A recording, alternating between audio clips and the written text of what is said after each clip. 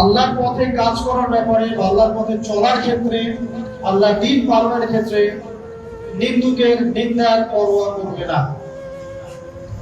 আল্লাহর ব্যাপারে নিন্দুকের নিন্দার সমালোচনার পরোয়া করবে না।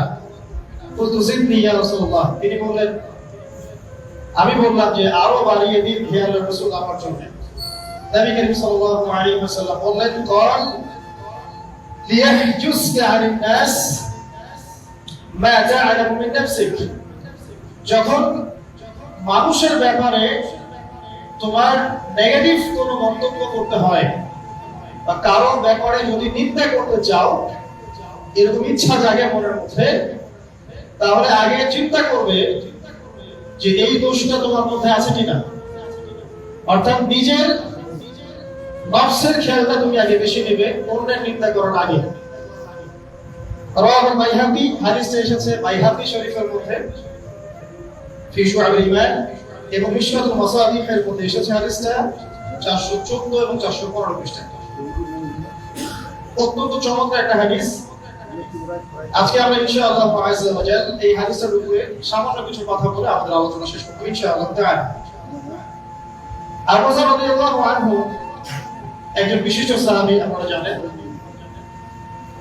যার ব্যাপারে নবী করিম সাল্লাল্লাহু আলাইহি ওয়াসাল্লাম বলেছিলেন, আবু যর, তুমি খুব নরম মানুষ, তাই কখনো দায়িত্ব চেয়ে নিও না, কারণ তোমার উপরে যদি দুইজন মানুষের দায়িত্ব দেয়া হয়, তোমাকে যেন ছুরিবিহীন জবাই করে দেয়া হয়। আবু যর রাদিয়াল্লাহু আনহু খুব আধ্যাত্মিক নরম মনের মানুষ ছিলেন। তিনি নবী সাল্লাল্লাহু আলাইহি ওয়াসাল্লামকে খাস করে বলছেন, এটা আমভাবে নয়, আমি যেমন আমভাবে সবার উদ্দেশ্যে কথাগুলো বলছি, এভাবে আমভাবে নবীজি এই কথাটা তাকে বলেননি, বরং খাস ভাবে বলেছেন, পার্সোনাল নসিহত, ইন্ডিভিজুয়ালি বলেছেন। তিনি বলছেন, হে আল্লাহর রাসূল, আমাকে কিছু নসিহত করুন, কিছু ওসিয়ত করুন। ওসিয়ত কি জিনিস? যেমন কেউ চলে যাওয়ার আগে ওসিয়ত করে, বাবা ইন্তেকাল করছে তার আগে ওসিয়ত করে, মাকে দেখিস, হ্যাঁ বোনদের খোঁজ খবর রাখিস, সন্তানদের ব্যাপারে খোঁজ খবর রাখিস, ইত্যাদি। এটা ওসিয়ত করা, মানে যে কথাগুলো আমরা অক্ষরে অক্ষরে পালন করতে চাই, প্রতিশ্রুতি ব্যক্ত করি, এরকম কথা কনভারসেশন। একটু চিন্তা করেন, নবী করিম সাল্লাল্লাহু আলাইহি ওয়াসাল্লাম যদি আপনাকে আমাকে খাস করে কোন জায়গায় ডেকে নিয়ে কথাটা বলতেন, কেমন হতো? মনে করেন নবী সাল্লাল্লাহু আলাইহি ওয়াসাল্লাম জীবিত আছেন বা আমরা তার সাক্ষাৎ পেয়েছি, আর আমরা কেউ একজন আমাদের মধ্যে গিয়ে থেকে বললেন, ইয়া রাসূলুল্লাহ, আমাকে কিছু ওসিয়ত করেন, আমাকে খাস করে কিছু ওসিয়ত করেন। তখন এই ওসিয়তগুলো স্পেশাল হবে, এবং আপনি আমি কখনোই চাইবো না জীবন চলে গেলাম এগুলোর কোনো একটা আমরা ছেড়ে দিই, তাই না? আবু যর রাদিয়াল্লাহু আনহু এই সুযোগটা নিয়েছেন। নবী সাল্লাল্লাহু আলাইহি ওয়াসাল্লাম বলছেন, প্রথম যে উসিকা বিতাকওয়াল্লাহ, আমি তোমাকে সর্বপ্রথম ওসিয়ত করছি তুমি আল্লাহকে ভয় করো। তাকওয়া কি জিনিস? নবীজি বলছেন, ফাইনাহু আযয়ানু লিআমরিকুল্লি, এই তাকওয়াটাই সমস্ত কাজের সৌন্দর্য বর্ধন করবে তোমার জীবনে। তুমি যত কাজ করবে, প্রত্যেকটা কাজ যদি আল্লাহকে ভয় করে করো, প্রত্যেকটা কাজ তোমার জীবনের সৌন্দর্য বর্ধন করবে ইনশাআল্লাহ তাআলা। খুব সংক্ষিপ্ত আকারে বলতে পারি, আল্লাহ রাব্বুল আলামিনের তাওহীদের সাথে কাউকে শরীক না করা, এক কথায় আল্লাহর সাথে শিরক না করার নাম তাকওয়া। ঠিক আছে?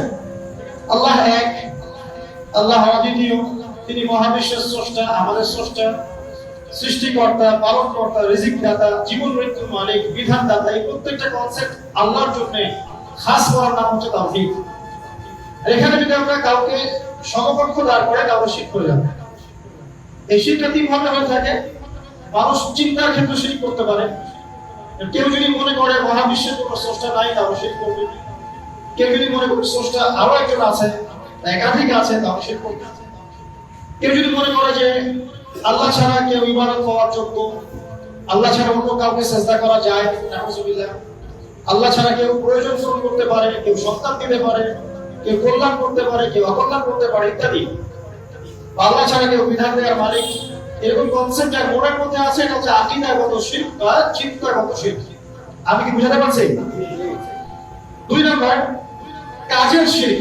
যেমন কেউ যদি আল্লাহকে সিজদা না করে অন্য কাউকে সিজদা করে, কর্মগত শিরক করেছে। আল্লাহ পাকের হালালকে কেউ যদি হারাম করে নেয় কর্মগত শিরক করেছে। আল্লাহ পাকের হারামকে কেউ হালাল করে নেয় কর্মগত শিরক করেছে। আল্লাহর কাছে দোয়া না করে মৃত মানুষের কাছে দোয়া করে শিরক করেছে। এগুলো কাজ করতে গিয়ে শিরক করেছে।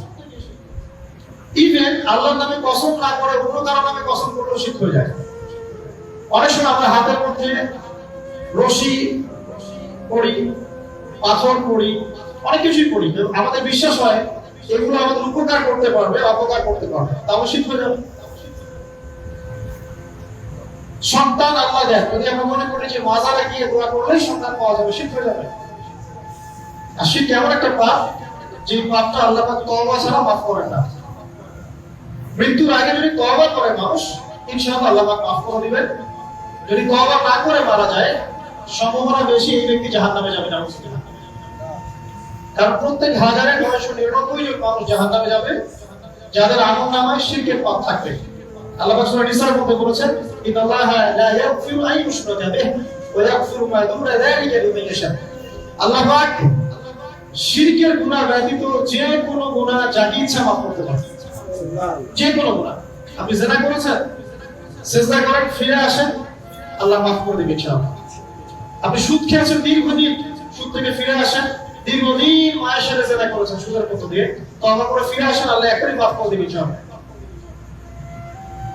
আপনি খুন করেছেন মানুষকে, যদি আপনি চিন্তা করেন যে আমার একটা অপরাধ হয়েছে, আপনি তওবা করে খালেস হয়ে ফিরে আসেন, আল্লাহ মাফ করে দিবেন ইনশাআল্লাহ। ব্যভিচার করেছেন, বিবাহিত হওয়ার পরেও জিনা করেছেন, এই ব্যক্তির কিন্তু পৃথিবীতে বাঁচার আসলে কোনো অধিকার নাই। তারপরেও যদি সে গোপনে তওবা করে ফিরে আসে রাতের অন্ধকারে, আল্লাহ চাইলে মাফ করে দিবেন ইনশাআল্লাহ। যে কোনো পাপ আল্লাহ পাক যাকে ইচ্ছা মাফ করতে পারেন, শিরক ছাড়া। শিরক যদি তওবা না করে মারা যায়, বেশিরভাগ সম্ভাবনা হচ্ছে সে জাহান্নামে যাবে। আরেকটা ডেঞ্জারাস বিষয় হচ্ছে শিরক করে মারা গেলে কবরে মান রব্বুক উত্তর দিতে পারবে না। যারা মান রব্বুক উত্তর দিতে পারবে, নিঃসন্দেহে তারা কখনো শিরক করে নাই, আল্লাহ পাকের তাওহীদের উপর ছিল। আমরা শিরকের অনেক কিছু বুঝেছি কি, আধুনিক একটা শিরক বুঝি না। আধুনিক শিরক এটা যেমন আল্লাহ পাক যা নাযিল করেছেন, এখানে যে বিধানগুলো আছে এগুলোকে যদি কেউ ডিনাই করে বা এগুলোকে পাশ ফিরিয়ে অন্য কোনো বিধানকে বেচার মনে করে, আল্লাহর বিধানের চাইতে বেচার মনে করে বা সমকক্ষ মনে করে, এটাও শিরক। এটাও শিরক। আল্লাহ পাক কিছু হালাল করেছেন, আমরা যদি মনে করি এটা হারাম, তাহলে শিরক। এটাও শিরক। সূরা তাওবার 31 নম্বর আয়াতটা পড়ে দেখবেন ইনশাআল্লাহ। যাই হোক, তাকওয়ার প্রথম স্টেজ হচ্ছে আমাদেরকে শিরক করা যাবে না, তাওহীদে থাকতে হবে ইনশাআল্লাহ। 2 নম্বর, আল্লাহ পাকের যত আদেশ আছে এগুলোকে মেনে চলাটা তাকওয়া।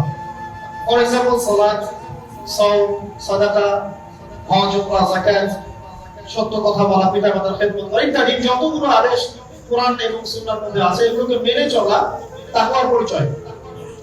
3 নম্বর, আল্লাহ পাকের যত নিষেধ আছে এই সমস্ত নিষেধগুলোকে বর্জন করার নাম তাকওয়া।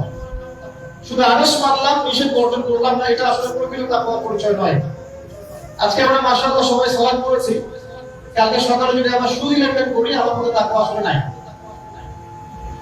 আমি ধর্মীয় জীবনে পাক্কা মুসল্লি হলেও অর্থনৈতিক জীবনে পাক্কা সুদখোর থেকে গেছি। এই অবস্থায় যদি তওবা না করে মারা যায়, মায়ের সাথে জিনার অপরাধ নিয়ে কিয়ামতের মাঠে উঠবে ইনশাআল্লাহ। এটা আমার কথা না, নবী সাল্লাল্লাহু আলাইহি ওয়াসাল্লাম বলেছেন, সহিহ বুখারীর হাদিস, যে কোনো আলেমকে জিজ্ঞাসা করবেন, যে কোনো মাদ্রাসায় যাবেন, যে কোনো প্রকাশনীর বুখারী শরীফ কিনেন না কেন, হাদিসটা পাবেন। যে ব্যক্তি 1 দিরহাম সুদ খেলো সে যেন 36 বার জিনা করবে। আপনি যদি জানেন যে আপনার ক্লোজ কোনো ফ্রেন্ড বা আত্মীয় বা whoever he is সে জিনা করে বেড়ায়, মেয়েদের সাথে একাধিক মেয়ের সাথে তার সম্পর্ক আছে, ইলিগাল রিলেশনশিপ, আপনি নিশ্চয়ই তার দিকে সম্মানের দৃষ্টিতে তাকাবেন।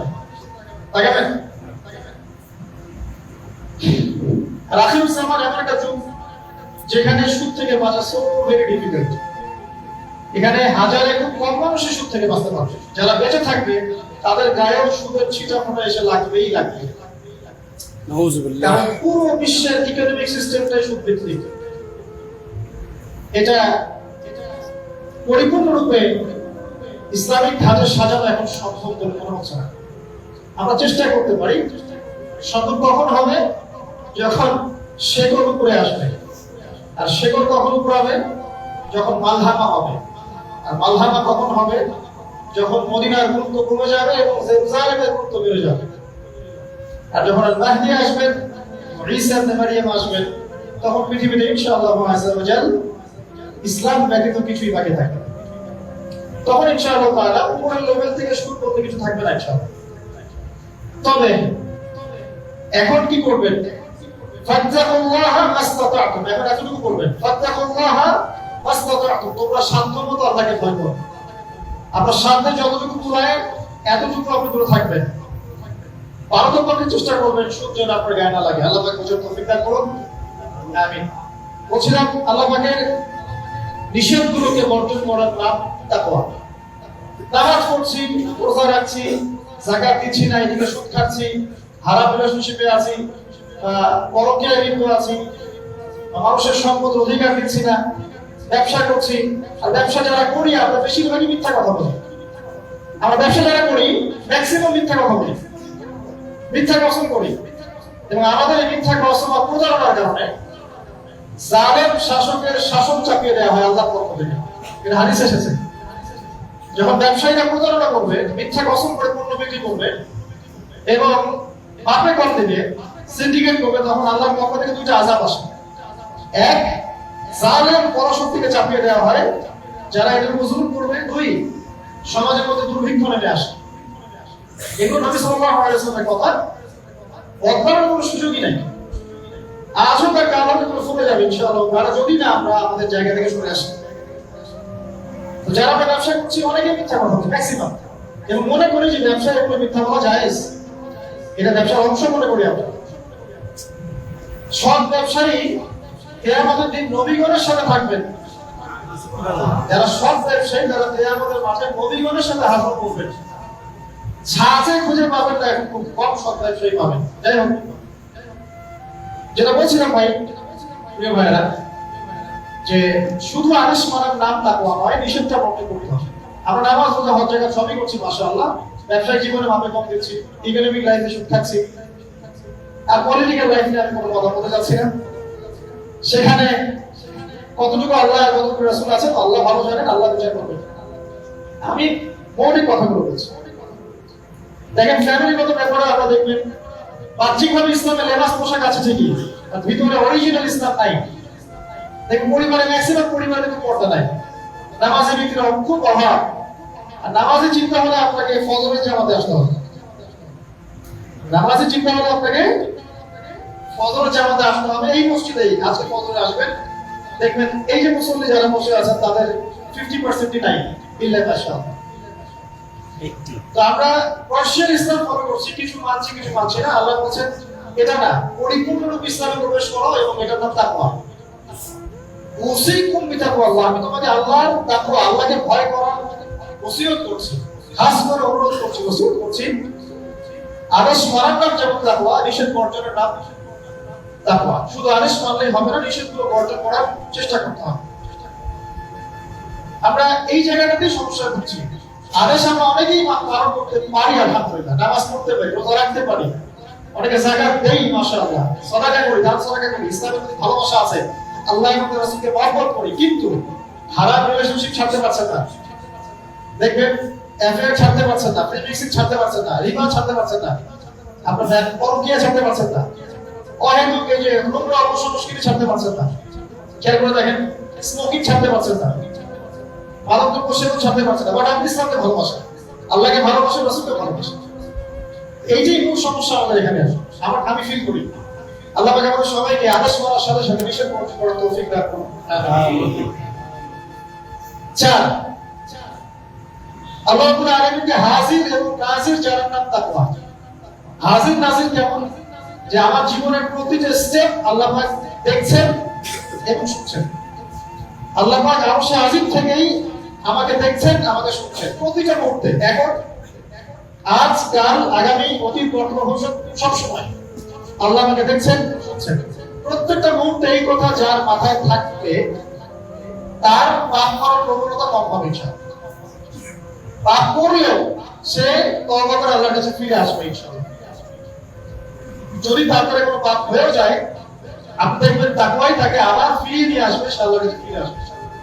আল্লাহ পাকে হাজির এবং নাজির জানা। এর আরেকটা নাম আছে, সেটা হলো ইহসান। কি নাম?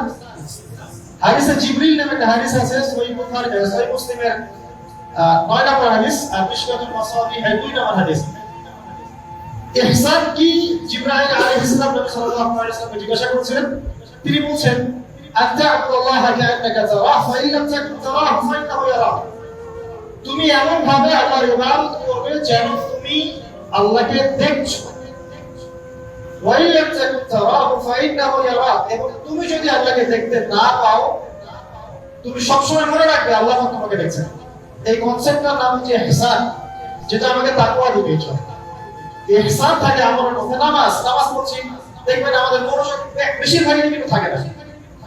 আল্লাহ ভালো জানেন, আমি আপনাদের প্রশ্নের ব্যাপারে ইন্টারফেয়ার করতে চাচ্ছি না, বলে আমার মনে হয় বেশিরভাগ মানুষের থাকে না। কারণ বেশিরভাগ মানুষই তো নামাজে যা পড়ছি তার অর্থ জানে না। যখন আপনার সন্তান অসুস্থ হয়েছিল, আপনি হাত উঁচু করে আল্লাহর কাছে কান্নাকাটি করেছেন, তখন আপনার চোখ দিয়ে পানি পড়েছে। কারণ আপনি যা চেয়েছেন ফিল করে বলেছেন আল্লাহর কাছে, আপনার চোখ দিয়ে পানি পড়েছে। কতদিন আপনি নামাজ সিজদায় কাঁদতে পেরেছেন? আমি কাঁদতে পেরেছি, ভাবতে হবে। কাঁদতে না পারার কারণ কি? কারণ হচ্ছে আমি নামাজে যা পড়ি তা কিছুই বুঝি না। আমার কাছে নামাজ একটা ফিজিক্যাল এক্সারসাইজের মতো হয়ে গেছে। সরি ফর মাই ল্যাঙ্গুয়েজ, আমি কোনো কিছু অবমাননা করতে যাচ্ছি না, অনেক ব্যাপারটা এরকমই হয়ে গেছে। তাহলে বাহ্যিকতা নিয়ে আমরা বেশি ব্যস্ত। হাত কোথায় বাঁধতে হবে? নাভির নিচে না বুকে? তারপরে রফুলেদের করতে হবে কিনা, পায়পা লাগাবো কি লাগাবো না, আমি জোরে না আসতে বাহ্যিক বিষয় নিয়ে বেশি ব্যস্ত। রূহানিয়াত, যেটা নামাজের ভিতরে রূহ, বার্তা, ইহসান, মনোযোগ, আল্লাহর সাথে কতটুকু আমি কমিউনিকেট করতে পারলাম, মনের কথা কতটুকু আল্লাহর কাছে ব্যক্ত করতে পারলাম, নামাজে আমি কতটুকু আল্লাহকে ফিল করতে পারলাম, এটা কিন্তু বেশি আলোচনা হয় না। সবচেয়ে কোনটা মৌলিক বিষয় বলেন দেখি? নামাজের এই মারিফতটা কি ভুল না? আধ্যাত্মিকতাটাই ভুল। আর বাহ্যিক বিষয়গুলো তো আল্লাহ পাক দেখছেন, দেখিয়ে দেবেন ইনশাআল্লাহ। তো এই যে প্রাণহীন ইবাদত হচ্ছে, রোজা রাখছি, রোজার মর্ম বুঝতে পারছি না। হজ করে আসলো, হাজী সাহেব টাইটেল হলো ঠিকই, কিন্তু হজের মূল মর্ম ইব্রাহিমী চেতনা সে শিখে আসতে পারলো না।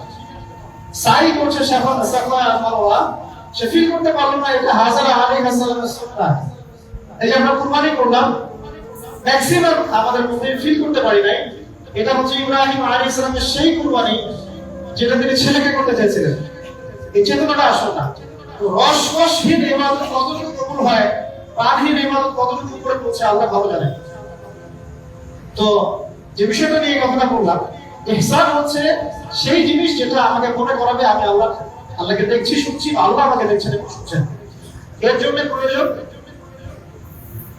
প্রয়োজন আপনি ইবাদতে যা যা করছেন, যা যা বলছেন, এর অন্তত অর্থটুকু বোঝান। তাহলে আপনার ইনশাআল্লাহ মনের মধ্যে সেই ফিলিংসটা আসবে ইনশাআল্লাহ।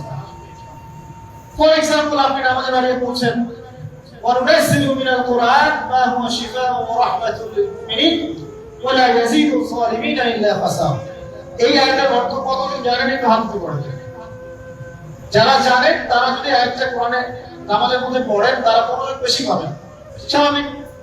অর্থ হচ্ছে কোরআন আমরা নাযিল করেছি, এই কোরআনের মধ্যেই আছে শিফা, আরোগ্য, এবং মুমিনদের জন্য রহমত। যখন আপনি বুঝতে পারলেন তখন কি নামাজে পড়তে পারবে না? সুবহান রাব্বিয়াল আ'লা বলছেন, সর্বোচ্চ আমার রব সর্বোচ্চ সুউচ্চ, তখন আপনি মনোযোগ পারবে না। আত্তাহিয়াতুতে আপনি কি বলছেন, দুরুদে কি বলছেন, ওয়া মাসুরে বলছেন, আল্লাহুম্মা ইন্নী যালামতু নাফসি যুলমান কাসীরা, আল্লাহ আমি আমার নফসের উপর প্রচুর জুলুম করেছি। তখন কি ফিলিংস হয় যে জুলুমের এখানে স্বীকারোক্তি দিচ্ছি আমি? কারণটা একটাই কারণ, কথা বলতে অনেক সময় যাবে, আমার আরো কিছু বলার আছে, যে অর্থটা বুঝতে পারছি না। অর্থ না বুঝলে আপনি রসহীন প্রাণহীন ইবাদত করবেন। অর্থ বোঝাটা কি অপরাধ? অর্থ বুঝলে কি আপনি আলেম ওলামা থেকে সরে যাবেন, দূরে সরে যাবেন? আর সবকিছুর অর্থ তো আপনি ব্যাখ্যাটা বুঝতে পারবেন না, তখন আপনি আলেম ওলামার কাছে আসবেন, এসে জিজ্ঞাসা করবেন, ব্যাখ্যা জেনে নিয়েছেন। তো অর্থ অনুধাবন করলে ইনশাআল্লাহ তাআলা আপনার ইহসান বাড়বে, যেটা আপনাকে তাকওয়ার দিকে নিয়ে আসবে। ইহসান মানে আল্লাহকে হাজির নাজির জেনে ইবাদত করা। আরেকটা বিষয়, ইবাদতের মধ্যে ধীর স্থিরতা আনতে হবে, তা আমরা বন্ধ করতে হবে। তাড়াহুড়া বন্ধ করলে পরে দেখবেন ইবাদতের মধ্যে 7 পাঁচের চার। দুনিয়াবি হ্যাসেল, দুনিয়াবি যে ব্যস্ততা একটু কমিয়ে আনতে হবে, তাহলে দেখবেন ইবাদতে 7 পাঁচের ইনশাআল্লাহ। প্রত্যেকটা ইবাদতের পটভূমি জানতে হবে, যে নামাজ আমি কি জন্য পড়ি, কোথায় গিয়ে ফরজ হয়েছিল, কুরবানি কেন দিব, কুরবানির ইতিহাসটা কি, হজ আমি করব ঘটনাগুলোর পিছনের গল্পগুলো কি, এগুলো না জানলে আপনি ইবাদতে 7 পাবেন না। এই জিনিসগুলো একটু ক্লাস দিলাম। আল্লাহ পাক আমাদের সবাইকে ইহসানের সাথে ইবাদত করার তৌফিক দান করুন। তো প্রথম ওসিয়ত করছেন নবী সাল্লাল্লাহু আলাইহি ওয়াসাল্লাম আবু যর রাদিয়াল্লাহু আনহুকে, তুমি আল্লাহকে ভয় করবে, এটা তোমাকে সমস্ত আমল সুন্দর করে দিবে, সৌন্দর্য প্রণীত করে দিবে। তারপর মানে আমরা জানলাম আল্লাহর সাথে শিরক না করা, তাওহীদের উপর থাকা। 2, আল্লাহ পাকের আদেশগুলোকে মেনে চলার চেষ্টা করা। 3 নাম্বার, একই সাথে একটা সেম টাইম আল্লাহ পাকের নিষেধগুলোকে বর্জন করা। 4, আল্লাহ পাককে হাজির এবং নাজির জানা, আল্লাহ পাক আমার প্রতিটা কাজ দেখছেন, শুনছেন, এবং এগুলোর জন্য আল্লাহ পাক আমাকে জবাবদিহি করাবেন, কোনো সন্দেহ নাই, জবাবদিহি করাবেন। তো বিদায় হজের ভাষণে নবী সাল্লাল্লাহু আলাইহি ওয়াসাল্লাম বলেছিলেন, এই তাকওয়ার কথাই বলেছিলেন। তিনি বলেছিলেন সাল্লাল্লাহু আলাইহি ওয়াসাল্লাম যে আজকে থেকে আরবের উপর অন্যদের কোনো ভেদাভেদ নাই, সাদার উপর কালো, কারোর উপর লালের কোনো ভেদাভেদ নাই। কুল্লুকুম মিন আদম, তোমরা সবাই আদম সন্তান, ওয়া আদম মিন তুরাব, আদম হচ্ছে মাটির সন্তান। ইল্লা তাকওয়া, শুধু তাকওয়া ব্যতীত, যার মধ্যে আল্লাহর ভীতি যত বেশি, সে আল্লাহর কাছে তত বেশি মর্যাদা সম্পন্ন। সূরা হুজুরাতের সেই কথা আছে, 13 নম্বর আয়াতে আল্লাহ বলেছেন, ইয়া আইয়ুহান নাস, হে মানব জাতি, ইন্না আকরামাকুম ইনদাল্লাহি আতকাকুম, হে মানব জাতি, তোমাদের মধ্যে আল্লাহর কাছে সবচেয়ে বেশি মর্যাদা সম্পন্ন সেই ব্যক্তি যে অধিক মুত্তাকি বা অধিক তাকওয়াওয়ালা। এবং এই তাকওয়ার পজিশনটা কথা সেটা রাসূলুল্লাহ বলেছেন, এটা আমার টুপিতে নাই, আমার দাড়ি, আমার লেবাস, আমার পোশাক, আমার চলাফেরা, এসবের মধ্যে তাকওয়ার প্রকৃত পরিচয় নাই। নবী করিম সাল্লাল্লাহু আলাইহি ওয়াসাল্লাম বলেছেন, তাকওয়া হা হুনা, তাকওয়া হচ্ছে এখানে। এই বলে তিনি পরিচয় থেকে 3 বার ইশারা করেছেন। অর্থাৎ তাকওয়ার মূল কেন্দ্র কোথায়? আপনার কলবে। আর কলব সংক্রান্ত একটা কথা কিন্তু হাদিসের মধ্যে আসবে একটু আগে। কিছু একটা কাজ করলে কলবটা মরে যাবে, সে কাজটা কি? হ্যাঁ, আমরা হাদিসের মধ্যে পড়ছেন, সামনে আছে ইনশাআল্লাহ। তো কলবের ব্যাপার তাকওয়া, তাহলে কলবের যত্ন নাও লাগবে। আমরা দেহের যেমন যত্ন নেই, পোশাকের যত্ন নেই, পরিবারে থাকতে পছন্দ করি, বাড়ি ঘর চকচকে রাখতে পছন্দ করি, তাই না? তো তাহলে কলবটাও পরিষ্কার করার চেষ্টা করতে হবে। কি করলে কলবের যত্ন হবে তার কথা এই হাদিসে আছে, একটু সামনে যাচ্ছি ইনশাআল্লাহ। আমি ওই হাদিসের বাইরে কিছু কথা বলছি। কলবের যত্ন, বেশি বেশি মৌতের স্মরণ এবং পরকালের ফিকির, কলবকে চিন্তা করবে ইনশাআল্লাহ। মনের মধ্যে কোনো প্রকার রিয়া অহংকার রাখা যাবে না, কলব জীবিত হবে ইনশাআল্লাহ। কারোর মধ্যে হিংসা বিদ্বেষ পোষণ করবেন না, কলব চিন্তা থাকবে ইনশাআল্লাহ। মানব সেবাগুলো যে কাজগুলো আছে, ফর এক্সাম্পল এতিমের দেখাশোনা করা, বিধবাদের খোঁজ খবর নেওয়া, স্কিনের পাশে দাঁড়ানো, এই কাজগুলো করলে কলব চিন্তা হয়, কলবের মধ্যে নূর আসে, সাকিনা আসে। কলব পরিষ্কার না করে যতই দাড়ি, টুপি, পাগড়ি, জুব্বা পরি না কেন, আরবে কোনো লাভ হবে না। আল্লাহ পাক লকিস করে হাফিজাহুল্লাহ তাসাউফ এবং তাসকিয়া ওইটা বলতে পারেন, এখানে ডিটেইলস এই বিষয়ে জানতে পারবেন ইনশাআল্লাহ। সামনে যাই। আবু যর রাদিয়াল্লাহু আনহু বলছেন যে কুলতু, আমি বললাম, জিদনি ইয়া রাসূলুল্লাহ, হে আল্লাহর রাসূল, আমার জন্য আরো বাড়িয়ে দেন। তাকওয়ার বিষয়টা বুঝতে পেরেছে, আমার জন্য আরো বাড়িয়ে দেন, আরো কিছু ওসিয়ত করুন। নবী সাল্লাল্লাহু আলাইহি ওয়াসাল্লাম বলেন, আলাইকা বিতিলাওয়াতিল কোরআন। দ্বিতীয় ওসিয়ত কি? আলাইকা কথার অর্থ হচ্ছে তোমার উপরে, মানে ওয়াজিব করে ফেলো, একেবারে তোমার উপরে শক্ত করে দাও। আলাইকা তোমার উপর শক্ত করে দাও, বিতিলাওয়াতিল কোরআন, কোরআনের তেলাওয়াত। তোমার উপরে কোরআনের তেলাওয়াতটাকে অবধারিত করে নাও, শক্ত করে নাও। ওয়া যিকরিল্লাহি আযজা ওয়া জাল্লা, আল্লাহ পাকের জিকিরটাকে অবধারিত করে নাও। ফাইন্নাহু যিকরুন লাকা ফিস সামা, কারণ এই বিষয়টা আসমানে তোমাকে স্মরণের মাধ্যম হবে। ওয়া নূরুন লাকা ফিল আরদি, এবং পৃথিবীতে আল্লাহ পাক তোমাকে নূর রাখবেন। দ্বিতীয় ওসিয়তের মধ্যে দুটো জিনিস, একটা হচ্ছে কোরআন তেলাওয়াত, একটা হচ্ছে আল্লাহর জিকির। কোরআন তেলাওয়াত সম্পর্কে খুব সরল একটা কথা বলছি। কোরআনুল কারীম বিশুদ্ধ করে তেলাওয়াত শিখতে হবে, এক নম্বর বিষয়। যদি বিশুদ্ধ করে মদ মাখরাজ তাজবিদের সাথে না শেখেন তাহলে সারা জীবন ভুল করে যাবেন আর কোরআনের অর্থ বিকৃত হয়ে যাবে। আপনার অজান্তেই এমন অর্থ চলে আসবে যা আপনি মোটেও কল্পনা করেননি এবং কামনাও করেন নাই। আপনি বলছেন ফর এক্সাম্পল যে আলহামদুলিল্লাহি রাব্বিল আলামিন, অর্থ সুন্দর, সমস্ত প্রশংসা আল্লাহর জন্য যিনি বিশ্বজাহানের প্রতিপালক। হ্যাঁ উচ্চারণ ভুল করেছেন, বলেছেন আলহামদুলিল্লাহি রাব্বিল আলামিন, অর্থ বিকৃত হয়ে গেছে, অর্থ হচ্ছে সমস্ত নিন্দা বিশ্বজাহানের প্রতিপালক আল্লাহর জন্য। বলেছেন কুলি ইয়া আইয়ুহাল কাফিরুন, হে কাফিররা, লা আ'বুদু মা তা'বুদুন, আমি তার ইবাদত করি না যার ইবাদত তোমরা করো। অর্থ ঠিক আছে, ঈমান তাওহীদ আছে। অথচ আপনি যদি বলেন কুলি ইয়া আইয়ুহাল কাফিরুন লা আ'বুদু মা তা'বুদুন, বাস গড কেস, অর্থ কি হবে ভাই? আমি অবশ্যই তার ইবাদত করি যার ইবাদত তোমরা করো, কাফেররা তোমরা করো। এটা ঈমান না কুফর? একটা পদের কারণে আপনার পার্থক্য হবে। একবারটি বলে ফেলছি, যেভাবেই হোক, যত সময় লাগুক, যে বয়সেই থাকেন, বিশুদ্ধ করে কোরআন তেলাওয়াত না শিখে মৃত্যুবরণ করবেন না, কথা করেন ইনশাআল্লাহ। যে বয়সেই হোক, যেখানেই পড়েন, যে প্রফেশনেই থাকেন, যত গরিবই হন, যত বড়লোকই হন, যাই হন, প্রয়োজনবার কোরআন তেলাওয়াত বিশুদ্ধ করে না শিখে কবরে যাবেন না, কথা করেন ইনশাআল্লাহ। সারা জীবনে যা করেছেন, যত কিছু শিখেছেন, আপনার সায়েন্স, আপনার আর্টস, আপনার commerce, medical science, engineering, research করেন, যা কিছু করেছেন, সবকিছু বৃথা হয়ে যাবে যদি পরকালে আপনি বুঝতে পারবেন না। আর আল কোরআন হুজ্জাতুল লাকা আলাইহি, কোরআন হয় তোমার পক্ষে দলিল হবে, না হলে বিপক্ষে। যারা কোরআন বিশুদ্ধ করে তিলাওয়াতও করতে শিখছে না, কোরআন কি তার পক্ষে দলিল হবে বলে মনে হয়? আল্লাহ পাক আপনাদের সবাইকে তৌফিক দান করুন, আমিন। তেলাওয়াতটা at least তেলাওয়াতটা শেখেন, অর্থ বোঝেন আর নাই বোঝেন, আমি আবারও স্পষ্ট করে বলছি, স্পষ্ট করে বলার পর কিছু মানুষের কেন জানি চুলটারি খাবে না, আমি জানি না, তবে এটা নিয়ে আমার মাথা ব্যথা নাই। আমি স্পষ্ট করে আবারও বলছি, কোরআন বিশুদ্ধ করে তেলাওয়াত করলে প্রত্যেক হরফে 10 নেকি পাবেন। কোরআন আপনার পক্ষে সুপারিশ করবে ইনশাআল্লাহ, আল্লাহ আপনাকে নূর দিবেন, ঠিক আছে? এবং কোরআনের সুপারিশ কবুল করা হবে, আল্লাহ পাক আপনাকে জান্নাত দিবেন ইনশাআল্লাহ।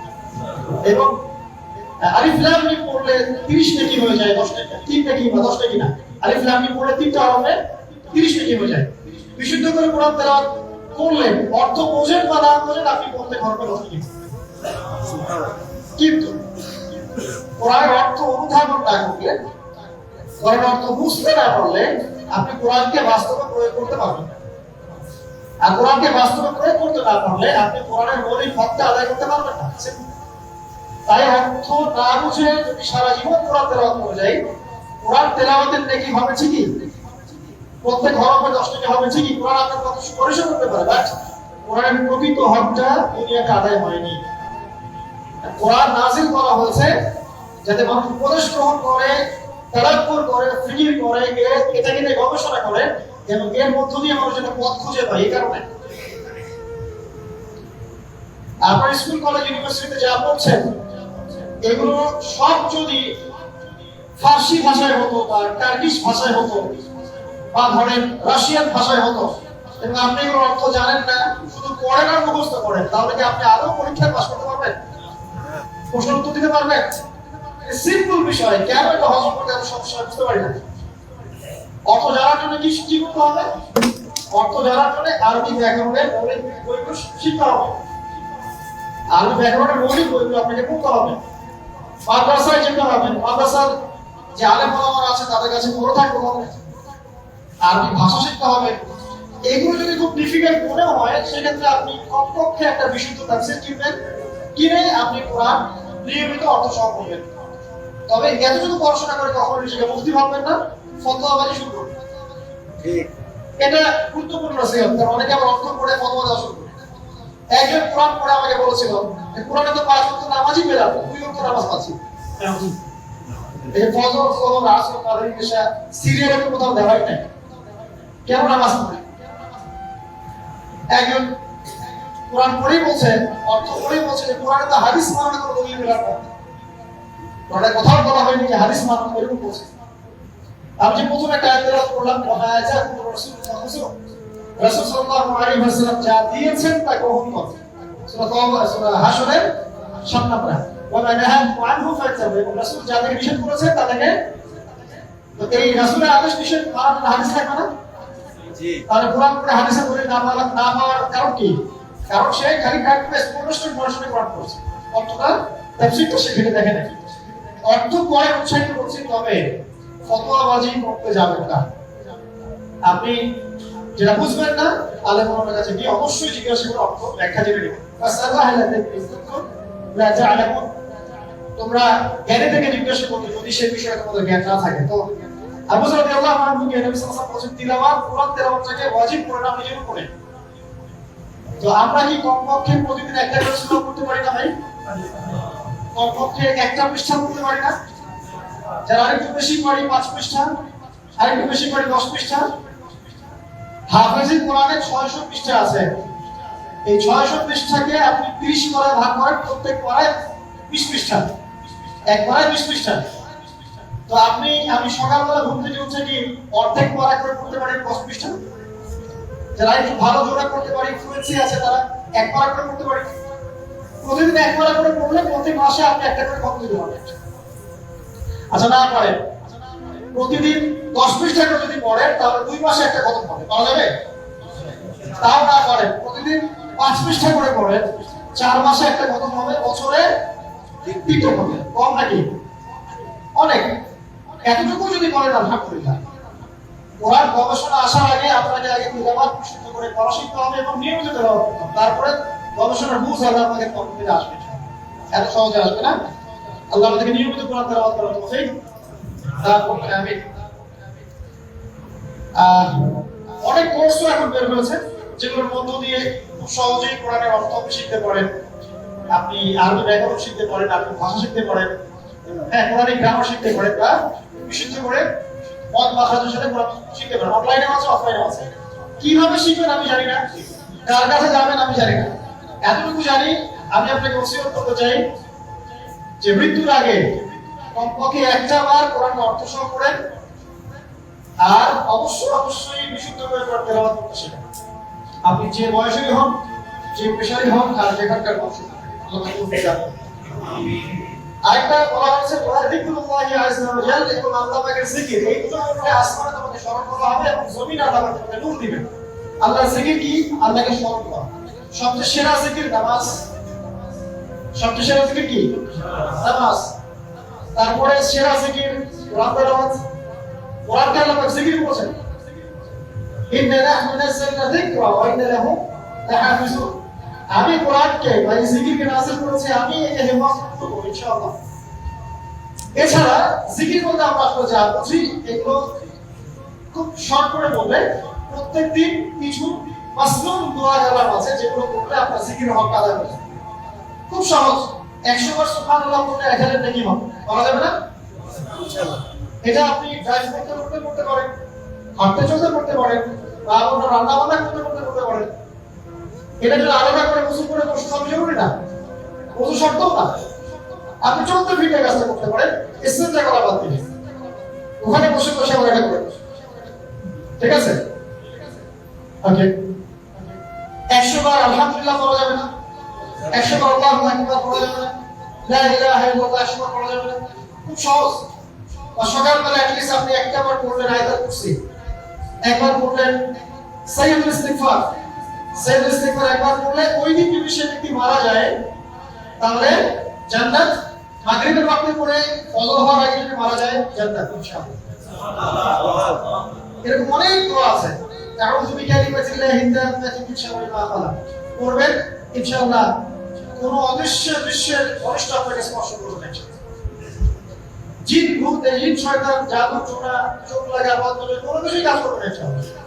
এগুলো এখন নবী দেখেন না, জিনগ্রস্ত রোগী, সেহের রোগী, বা জুনুন হয়ে যাচ্ছে, পাগল, মেন্টালি ডিপ্রেসড, মানসিক ভাবে। এখন তো বেশিরভাগ মানুষ মানসিক রোগী, ফিজিক্যাল রোগী কম, মানসিক রোগী বেশি। এখন এমন জেনারেশন তৈরি হচ্ছে, এরা ক্রেজি, এরা যে মানসিক ভাবে বিকলাঙ্গ। পরীক্ষা করতে চান, সবার হাত থেকে স্মার্টফোন কেড়ে নেন, ইন্টারনেট কানেকশন বন্ধ করে গ্রামে পাঠিয়ে দেন, 1 মাসের মধ্যে সব পাগল হয়ে দেশে ফিরে আসবে। পাগল হয়ে যাবে। ইন্টারনেট কানেকশন নাই, স্মার্টফোন নাই, দেখবেন পাগল বেশি হয়ে যাবে। যাই হোক, আল্লাহ পাক আমাদেরকে হেফাজত করুন। জিকির বাড়িয়ে দেন।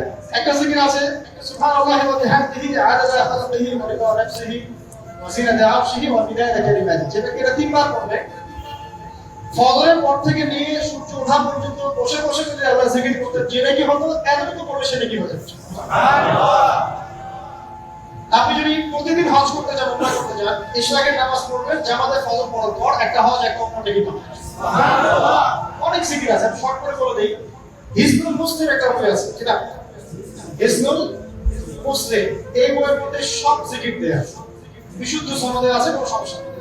এই জিকির আজকারগুলো বাড়িয়ে দেন, আল্লাহ পাক বলেন আসমানে তোমাকে স্মরণ করা হবে এবং পৃথিবীতে আল্লাহ পাক তোমাকে স্মরণ করবেন। আসমানে যে স্মরণ করা যায়, এটা তো এখন আমরা বোঝার কথা। পিকচারটা বের হয়ে আসছে, আপনাকে কত হাজার কত বছর আগে পিকচার দেখানো হচ্ছে না?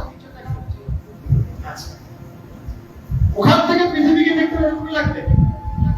ওখানে গিয়ে যদি দেখা যায় ওখানে কোনো রশ্মি ধরা পড়েছে, ওরাও পৃথিবীকে 1,000 বছর আগে অতীত দেখবে। যে সূর্যকে আপনি দেখেন, এটা এখনকার সূর্য নয়।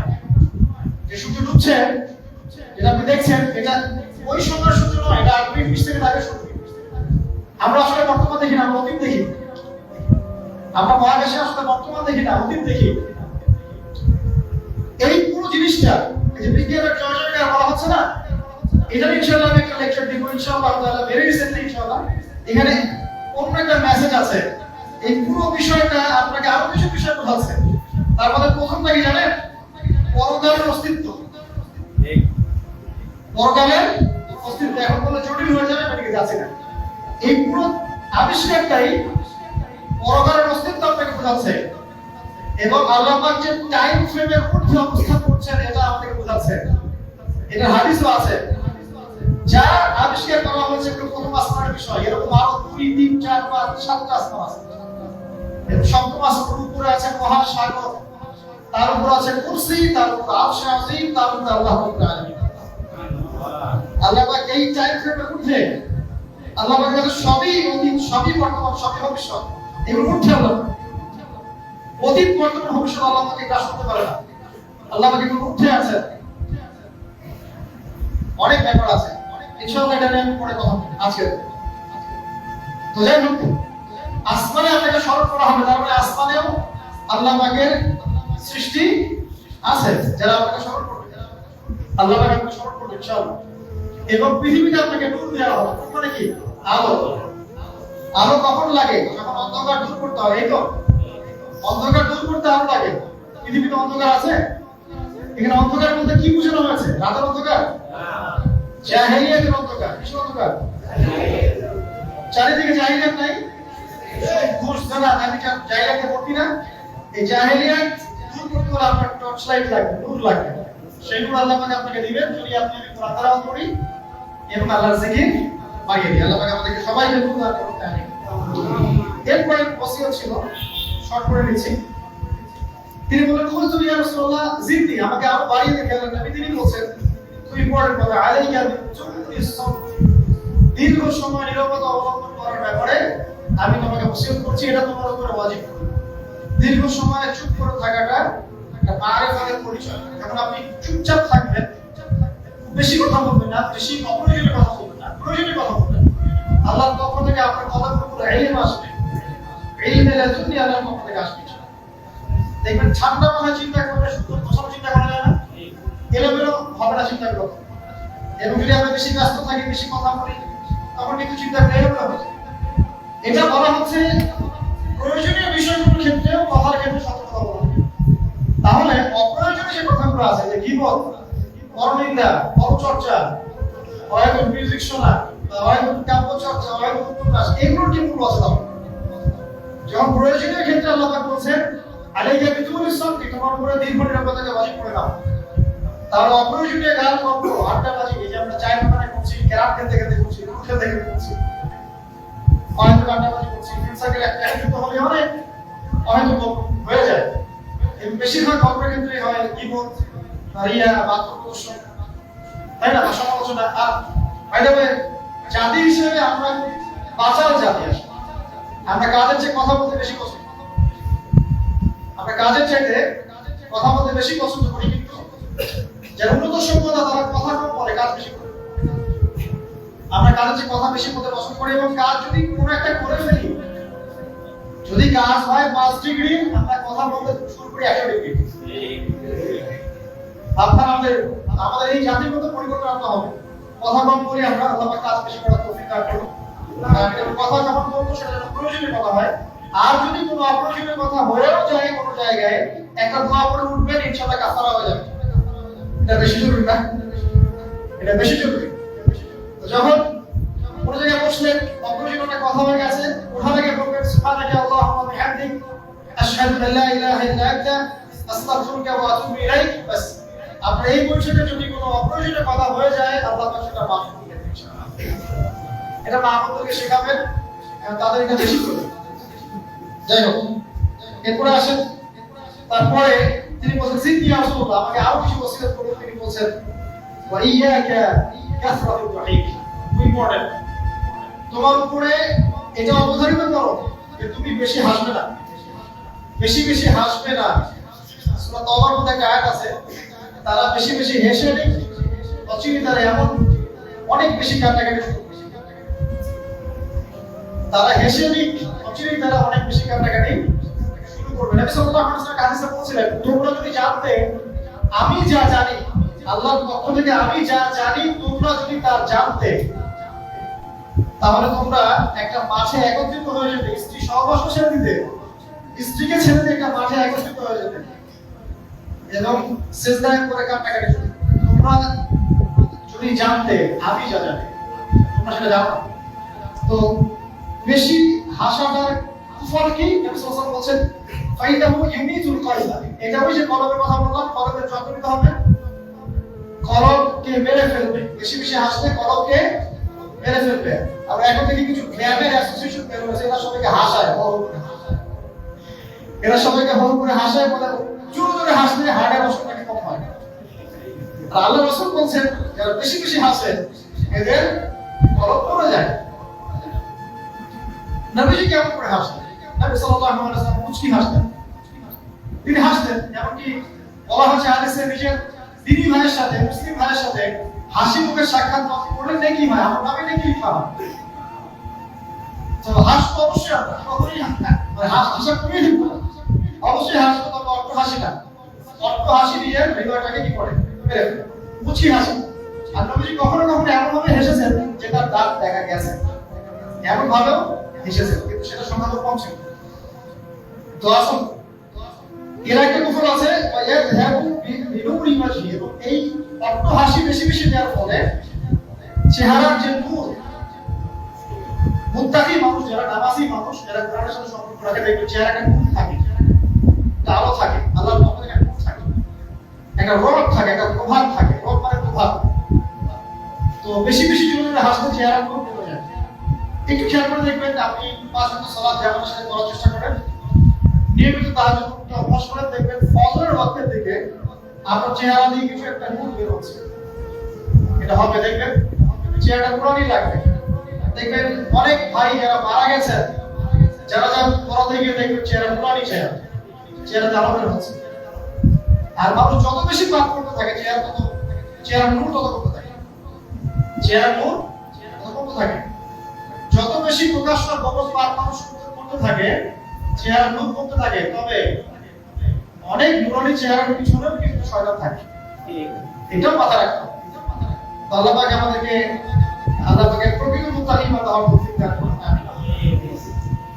আর দুটো ওসিয়ত তিনি বলেছেন, সেটা হলো যে কুল জিদনি রাসূলুল্লাহ, আমি বললাম ইয়া রাসূলুল্লাহ আপনি আরো বাড়িয়ে দিন, আরো ওসিয়ত। তিনি বলেছেন কুল হাক কেন করবা, সব সময় সত্য কথা বলবে, যদিও এটা তিতা শোনায়, মানুষের কাছে তিক্ত মনে হয়। সত্য কথা বলবে, সত্যের সংজ্ঞাটা আমরা জানতে হবে। সত্যের সংজ্ঞাটা আমরা যা শিখেছি এটাই সত্য সংজ্ঞা নয়। সত্যের ডেফিনিশন হচ্ছে সূরা কাহফের 29 নম্বর আয়াত আছে। কোন সূরা কাহফ 29 নম্বর আয়াত আছে। আল্লাহ বলেছেন আকুল হাক্কু মির রাব্বিকুম ফামান শাআ ফালিউমিন ওয়া মান শাআ ফালিয়াকফুর। সত্য সেটাই ভালো করে শোনেন, সত্য সেটাই যা তোমার রবের পক্ষ থেকে নাযিল হয়। যার ইচ্ছা হয় সে মেনে নেয়, ঈমান আনুক, যার ইচ্ছা হয় অস্বীকার করে। ইন্না আতাদনা লিযালিমিনা নার, আমি জালিমদের জন্য আগুন প্রস্তুত করেছি। ইলা আখির আয়াত। তো এখানে আল্লাহ তার সত্যের ডেফিনিশন দিয়েছেন। ডেফিনিশন অফ ট্রুথ, সত্যের ডেফিনিশন কি? আল্লাহর পক্ষ থেকে যা নাযিল হবে সেটাই সত্য। আল্লাহর পক্ষ থেকে তাওরাত নাযিল হয়েছে, ঠিক আছে? জাবুর নাযিল হয়েছে, ইনজিল নাযিল হয়েছে, সুহফ ইব্রাহিম মুসা নাযিল হয়েছে, কোরআন নাযিল হয়েছে। যখন তাওরাত নাযিল হয়েছিল, তাওরাত ওই যুগের জন্য সত্য মিথ্যার চূড়ান্ত মানদণ্ড ছিল। এখন না, কারণ সেটা রহিত হয়ে গেছে। জাবুর ওই যুগের জন্য সত্য মিথ্যার চূড়ান্ত মানদণ্ড ছিল, ইনজিল ওই যুগের জন্য ছিল। যখন থেকে কোরআন নাযিল হয়েছে, সুন্নাহ এসেছে, কিয়ামত পর্যন্ত সত্য মিথ্যা এর বাইরে কোনো মানদণ্ড আছে? তবে যে কোনো বুদ্ধি, যে কোনো দর্শন বা ফিলোসফি, যে কোনো স্কুল অফ থট, যে কোনো মতবাদ, যে কোনো বৈজ্ঞানিক আবিষ্কার, যেটাই হোক না কেন, যদি কোরআন এবং সুন্নাহর সাথে মিলে যায়, সাংঘর্ষিক না হয়, সেটাকে মেনে নিতে আমাদের কোনো আপত্তি নেই, ঠিক আছে? কিন্তু যে কোনো বিজ্ঞান বা দর্শন বা যুক্তি বা আলোচনা কোনো মতবাদ, যেটাই হোক, যে কোনো স্কুল অফ থট বা ফিলোসফিক্যাল থট, এগুলো কোরআন এবং সুন্নাহর সাথে যদি না মিলে, সাংঘর্ষিক হয়, সেক্ষেত্রে এটা না মানাই আপনার জন্য ওয়াজিব। এটা সত্য মিথ্যার মানদণ্ড থাকবে না। এখন আমাদের কাজ কি? জাস্ট এগুলোকে মিলিয়ে দেখা, কোরআন সুন্নাহর সাথে এগুলো মিলছে কিনা, ব্যাস। ওয়াইন কেন এমন নয়, যদি সত্য পিতাও হয় তবু বলতে হবে। যদি চাকরি চলেও যায়, ইমাম সাহেবকে সুদের এগেইনস্টে বলতে হবে, বলা শিখতে হবে। ঘুষের এগেইনস্টে বলা শিখতে হবে, দুর্নীতির এগেইনস্টে বলা শিখতে হবে। ওয়াইন কেন এমন নয়, যদি পিতাও হয়, তবে বলার ভাষাটা এগ্রেসিভ হবে না, মানুষকে আঘাত করে বলার ব্যাপারটা ইসলাম করছে না। কিভাবে? ফেরাউনের কাছে নবী মুসা আলাইহিস সালামকে দাওয়াত দিতে পাঠানো হচ্ছে। ফেরাউন এবং হামান, কারুন নামরা আছে তো, তাদের কাছে পাঠানো হচ্ছে নবী মুসা এবং তার ভাই হারুন আলাইহিস সালামকে।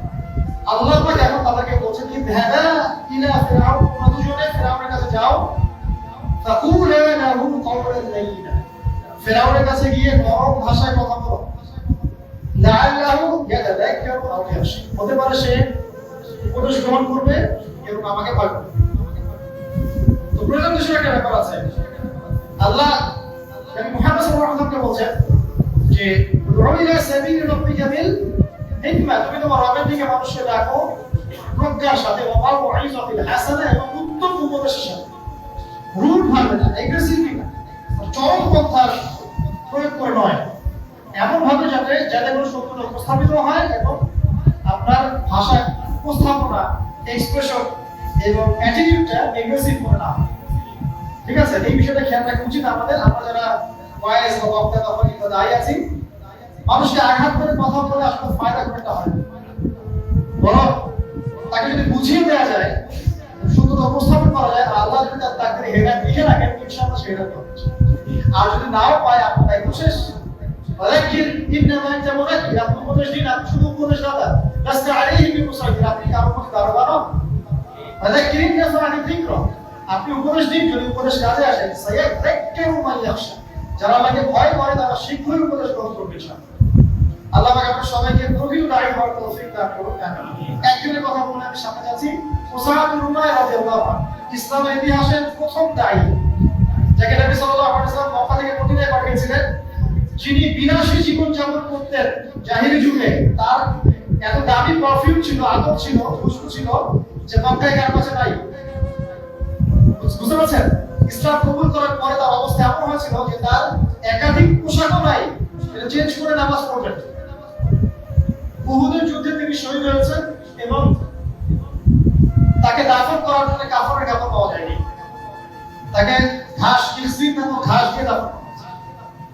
এই হলো আপনার দুনিয়ার শেষ পর্যন্ত, কিন্তু পরকালে তিনি এখন জান্নাতুল ফিরদাউসে আছেন। এখানে আপনি সাফল্যও বুঝতে পারছেন। মুসআব বিন উমাইর রাদিয়াল্লাহু আনহু যখন মদিনায় গিয়ে দাওয়াত দিচ্ছেন, তখন সাদ বিন মুআজ নামের এক সাহাবী ছিলেন, যিনি আওয়াজ গোত্রের নেতা। তিনি দাওয়াতি কাজ করছেন, কিন্তু সাদ বিন মুআজ তার কাছে এটা পছন্দ হচ্ছে না। তিনি এসে খুব কড়া ভাষায় বললেন যে মদিনা থেকে এই দাওয়াতি কাজ যদি বের না করো, তাহলে তোমার আমার মাঝখানে যে আত্মীয়তার সম্পর্ক আছে এটাও থাকবে না, আর তোমাকে আমি হত্যা করব।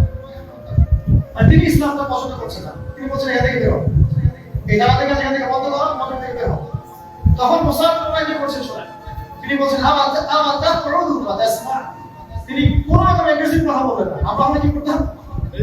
আমরা কিন্তু এগ্রেসিভ কথা বলতাম।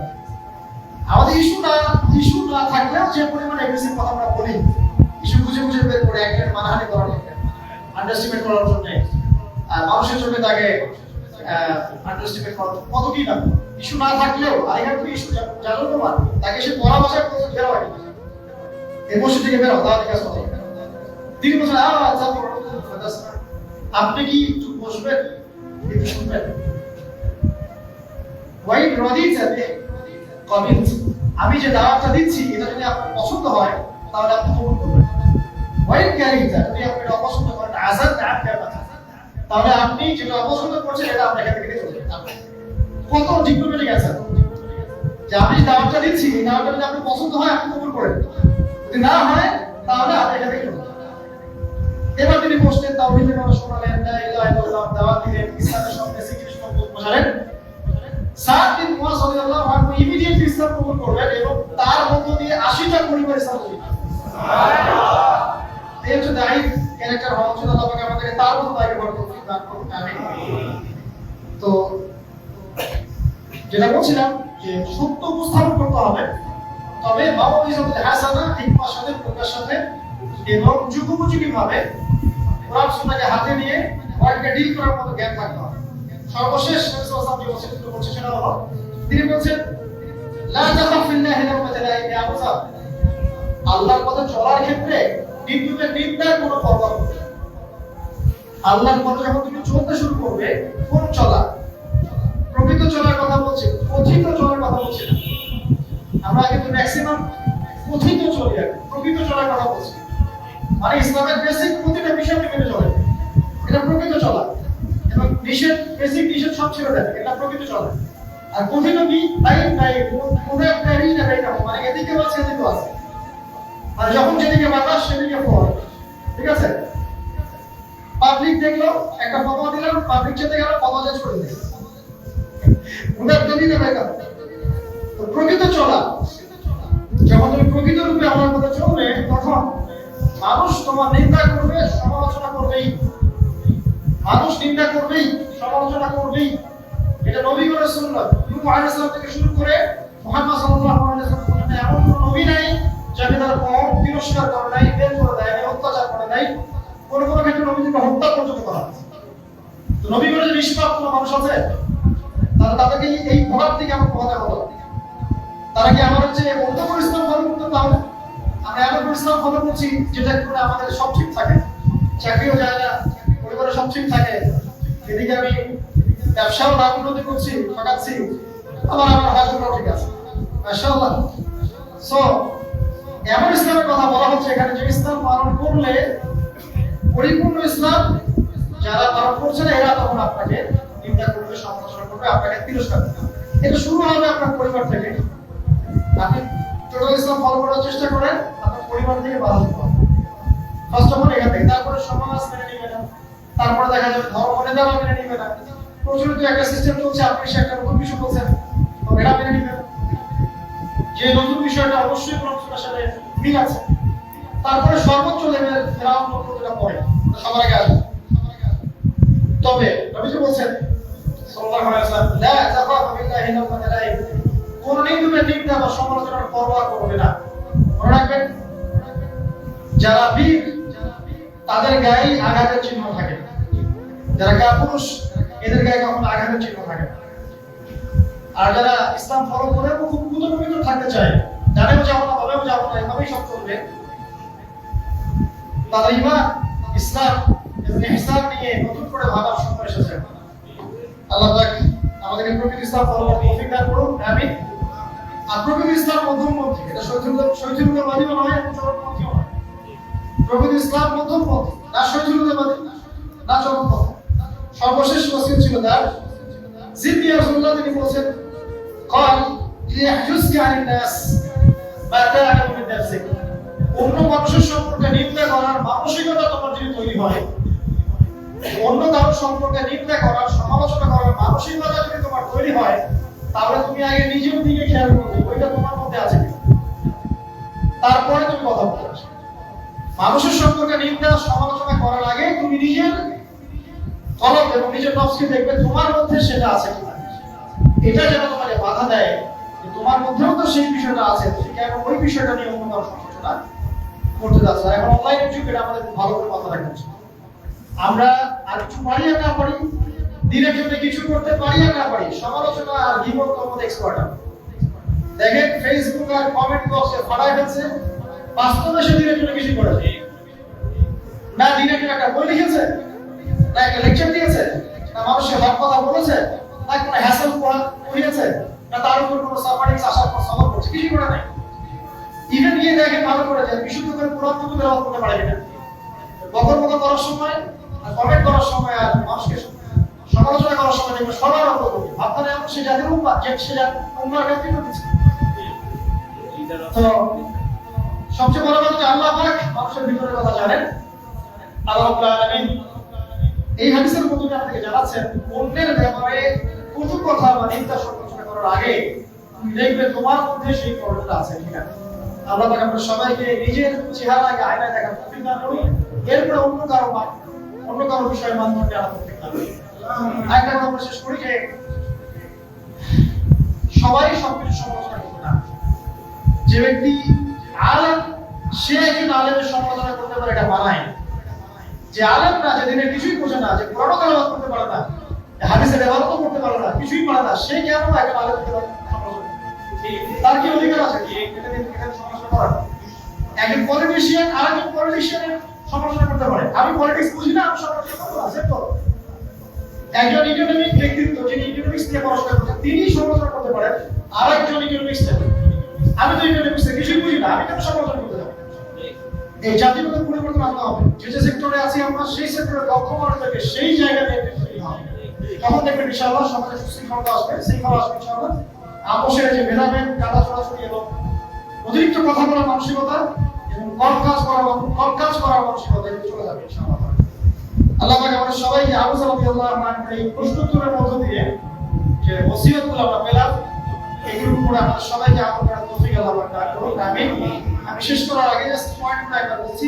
এই হাদিসের মধ্যে নবী সাল্লাল্লাহু আলাইহি ওয়াসাল্লাম যে ওসিয়তগুলো করেছেন, এক, তাকওয়া অবলম্বন করতে হবে, তারপর আল্লাহ ভীতি, এটা আমাদের প্রতিটা আমলকে সুন্দর করে দিয়েছে, এটা একটা। দুই, কোরআন তেলাওয়াত নিজের উপরে ওয়াজিব করে নিতে হবে এবং আল্লাহর জিকিরকে নিজের উপর ওয়াজিব করে নেওয়া লাগবে। তাহলে কি হবে? আল্লাহ আসমানে আমাদেরকে স্মরণ করবেন এবং পৃথিবীতে আল্লাহ পাক এই জাহেলিয়াতকে পাশ কাটিয়ে চলার মতো নূর আমাদেরকে দান করবেন ইনশাআল্লাহ আযজা ওয়া জাল। তারপরে নবীজি বলেছেন যে দীর্ঘ সময় নীরব থাকার একটা অভ্যাস করবে, নীরবতা অবলম্বনের চর্চা করো, তাহলে কি হবে? তোমার দিনের কাজগুলো মুছিয়ে আসবে। আল্লাহ পাকের নূর পাওয়া যাবে, আরেফত অর্জন হবে। তারপরে নবী সাল্লাল্লাহু আলাইহি ওয়াসাল্লাম বলেছেন যে বেশি বেশি হাসা থেকে বিরত থাকবে, বেশি বেশি অট্ট হাসি দিলে কলম পড়ে যায় এবং চেহারার নূর যদি চলে যায়। শেষের দিকে নবীজি বলেছেন সাল্লাল্লাহু আলাইহি ওয়াসাল্লাম যে সব সময় সত্যের উপর থাকবে, সত্য কথা বলবে, যদিও সেটা তিতা হয়, যদিও সেটা তিক্ত হয়। এরপর তিনি বলেছেন আল্লাহর পথে চলার ক্ষেত্রে কোনো নিন্দুকে নিন্দার প্রভাব পড়বে না। সর্বশেষ তিনি বলেছেন অন্যের সমালোচনা করার ক্ষেত্রে তোমার মন যদি সায় দেয় তাহলে তোমার নফসকে কন্ট্রোল করবে, এটা এই ধারণার ভিত্তিতে যে ওই দোষটা তোমার মধ্যেও আছে। আল্লাহ পাক আমাদের সবাইকে আজকের এই হাদিস থেকে শিক্ষা অর্জন করার তৌফিক দান করুন, আমিন। আমরা দোয়া করি আল্লাহ পাক আমাদের সবাইকে যেন কোরআন এবং সুন্নাহর চর্চা করার তৌফিক দান করেন এবং কোরআন এবং সুন্নাহ মাফিক জীবন করার তৌফিক দান করেন। আল্লাহ রাব্বুল আলামিন আমাদের সবার নেক হায়াতে বৃদ্ধি করে দেন। আমাদের মধ্যে যারা অসুস্থ সবাই যেন সেটাই দান করেন। আমাদের মধ্যে যারা রিজিকের সমস্যা ভুগছে আল্লাহ সবাইকে বেহিসাব রিজিক দান করেন। আমাদের পরিবারকে আল্লাহ জান্নাতি পরিবার রূপে কবুল করেন। আমাদের আগামী প্রজন্মকে আল্লাহ ইসলামের জন্য কবুল করেন। আমাদের নেতৃস্থানীয় ব্যক্তিবর্গ, শাসক প্রশাসক যারা আছেন সবাইকে আল্লাহ খাস হেদায়েত দান করেন, তাদের ইসলামের জন্য কাজ করার তৌফিক দান করেন।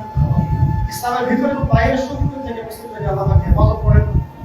আমরা আরো দোয়া করি আল্লাহ রাব্বুল আলামিন যেন আমাদের আপোষের ভুল বোঝাবুঝি, ইখতিলাফ এবং মনোমালিন্যগুলোকে দূর করে দেন। আমাদেরকে ইউনাইটেড মুসলিম প্ল্যাটফর্ম থেকে আল্লাহ দান করেন। আল্লাহ রাব্বুল আলামিন আমাদের মধ্যে আপন যারা আছেন এখানে আছেন আমেরিকা তাদেরকে খাস মর্যাদা করার তৌফিক এনায়েত করেন, পরিবারের শান্তি দান করেন, আমাদের দুনিয়াকে গুণকে আল্লাহ তৌফিক করেন, আমাদেরকে তাকওয়া অবলম্বন করার তৌফিক দান করেন, এই হাদিস থেকে যে শিক্ষাগুলো অর্জন করলাম সেগুলো বাস্তবায়ন করার তৌফিক দান করেন। সর্বোপরি দ্বীন ইসলামকে আল্লাহর জমিনে প্রচার প্রসার এবং প্রতিষ্ঠার জন্য আমাদেরকে যে যার অবস্থান থেকে ভূমিকা রাখার তৌফিক আল্লাহ দান করেন। সর্বোপরি কথাই নয় কাজে বড় হওয়ার তৌফিক আল্লাহ তাআলা আমিন। সবাই দোয়া করে আমরা সুবহানাকা আল্লাহুম্মা ওয়া বিহামদিক আশহাদু আল্লা লা ইলাহা ইল্লা আনতা আস্তাগফিরুকা ওয়া আতুবু ইলাইক। আসসালামু আলাইকুম ওয়া রাহমাতুল্লাহি ওয়া বারাকাতুহু।